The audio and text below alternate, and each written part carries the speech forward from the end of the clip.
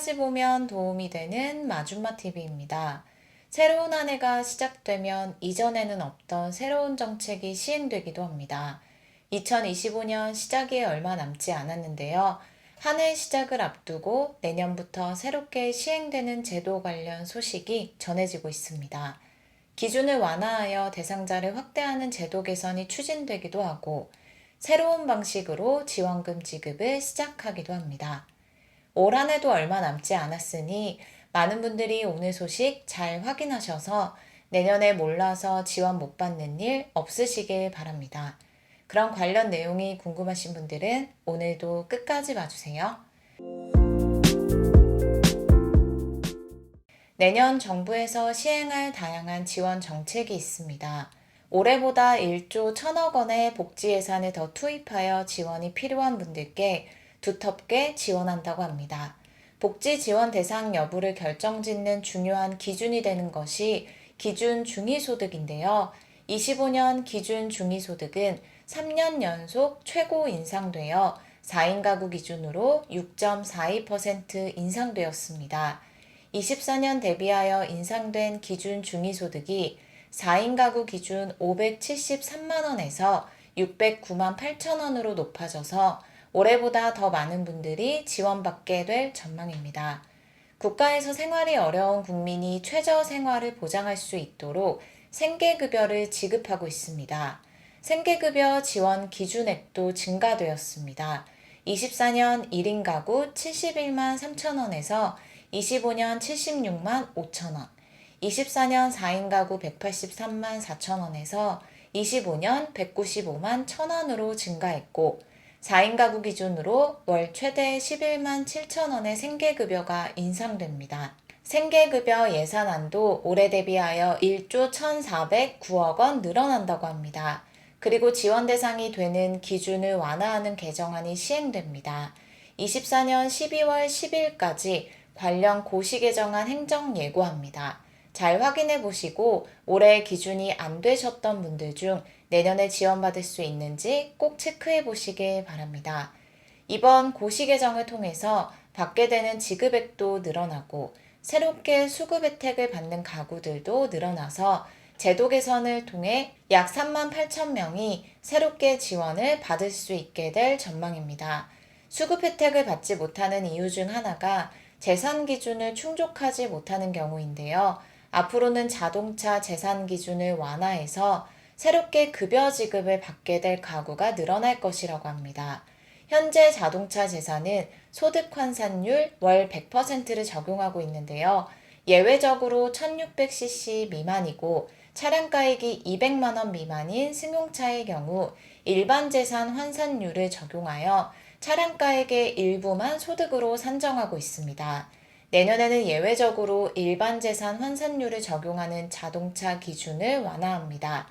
2000cc 미만이고 차량가액이 500만 원 미만인 승용차는 일반 재산 환산율을 적용받을 수 있게 되어 수급 혜택을 받는 가구가 늘어날 전망입니다. 그리고 또 다른 기준을 완화하여 수급 사각지대를 해소합니다. 바로 생계급여 부양 의무자 기준인데요. 연소득 1억 원 또는 일반 재산 9억 원을 초과할 경우 수급을 받지 못하는데요. 이 기준을 연소득 1억 3천만 원 또는 일반 재산 12억 원 초과로 완화합니다. 부양 의무자 기준이 완화됨에 따라 기존에 수급 혜택을 받지 못했던 분들이 받게 될 전망입니다. 그리고 고령자 인구가 늘어가고 노인 빈곤 문제가 심각해짐에 따라 내년부터 근로사업소득 공제 추가 공제 적용 대상을 75세 이상에서 65세 이상으로 확대합니다. 근로사업소득 공제는 일반 수급자를 대상으로 30% 적용하고 현재는 75세 이상 분들께 20만 원, 30% 추가 공제를 적용하고 있는데요. 이러한 추가 공제 대상의 연령을 내년부터 65세 이상으로 확대하는 제도 개선을 함께 추진합니다. 그동안 급여 기준에 충족하지 못해서 지급받지 못했던 분들 계셨다면 내년부터 시행되는 개정안 내용 잘 확인하셔서 새롭게 대상에 포함되신다면 신청해서 꼭 받으시길 바랍니다. 다음은 이어서 내년 7월부터 정부에서 먼저 주는 지원제도 소식을 전해드리려 합니다.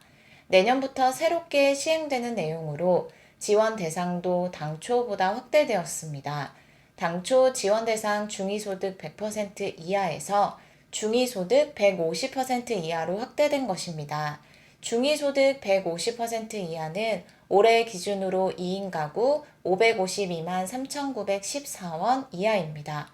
내년부터 새롭게 시행될 선지급 개정안 예산으로 162억 원이 투입되며 빠르면 내년 하반기 7월부터 시행될 것이라고 합니다. 해당 제도는 양육비 선지급제로 지원 대상은 양육비 미지급으로 경제적 어려움을 겪고 있는 자녀를 홀로 키우는 한부모 가족입니다. 자녀 한 명당 월 20만 원을 국가에서 먼저 지급하고 비양육 부모에게 국가에서 양육비를 징수하는 방안으로 시행될 예정입니다. 국가의 도움이 필요한 여러 계층이 있지만 특히 홀로 자녀를 양육하는 한부모 가족이 필요로 하는 지원이 있는데요. 신속한 양육비 이행이 되지 않아 자녀의 성장에 어려움을 겪고 있는 한부모 가족을 대상으로 내년부터 양육비 선지급제가 시행된다고 하니 잘 알아두시면 좋겠습니다. 한부모 가족 이외에도 정부의 여러 복지 지원 제도가 필요한 다양한 계층이 있는데요. 특히 날씨가 추워지는 겨울철에는 도움이 필요한 취약계층 분들이 많습니다. 정부에서 11월 26일부터 25년 1월 17일까지 약 2달 동안 복지사각지대 발굴을 시행하여 복지사각지대에 놓인 겨울철 취약계층을 집중적으로 발굴할 계획이라고 합니다. 홀로 거주하는 고령자분들, 몸이 불편하신 분들, 일정 기준 이하의 전세 또는 월세 등 주택에 거주하는 분들 등 취약가구를 중심으로 시행됩니다. 자신 또는 가족들이 받을 수 있는 정부 지원 혜택 목록을 안내받을 수 있는 복지 멤버십 또는 보조금 24와 같은 복지 서비스를 선제적으로 안내하는 서비스가 있는데요. 기존에 이 서비스에 가입했던 분들 중 소득 인정액이 낮아져서 추가적으로 현금성 급여 복지 지원을 받을 수 있는 분들도 발굴 대상자에 포함하여 지원할 것이라고 합니다. 위기 정보를 입수하고 수집된 대상자 중 위기 가능성이 높은 가구를 선별하고 지자체에 통보한 후 직접 대상자를 일일이 찾아가거나 전화 등으로 확인한 후 필요한 서비스를 지원할 예정이라고 합니다. 복지사각지대 발굴은 2015년 12월부터 시행되었는데요. 그동안 665만 명을 선별하여 290만 명에게 필요한 복지 서비스를 지원해 왔습니다. 오늘은 내년 시행될 예정인 정부 지원 관련 소식에 대해서 함께 전해드렸습니다. 2025년 선지급하는 지원제도와 함께 새롭게 확대되는 정책들이 있는데요. 오늘 안내드린 내용 잘 확인하신 후 알아두시면 좋겠습니다. 그리고 앞서 안내드린 복지 멤버십, 보조금 24와 같은 선제적으로 안내받을 수 있는 복지 서비스는 읍면동 행정복지센터를 통해서 신청하실 수 있으니 혹시라도 아직 몰라서 신청하지 않으셨던 분들은 꼭 신청해서 받으시길 바랍니다. 오늘 영상도 끝까지 봐주셔서 정말 감사합니다. 구독과 좋아요, 알림 설정 꼭 부탁드립니다. 감사합니다.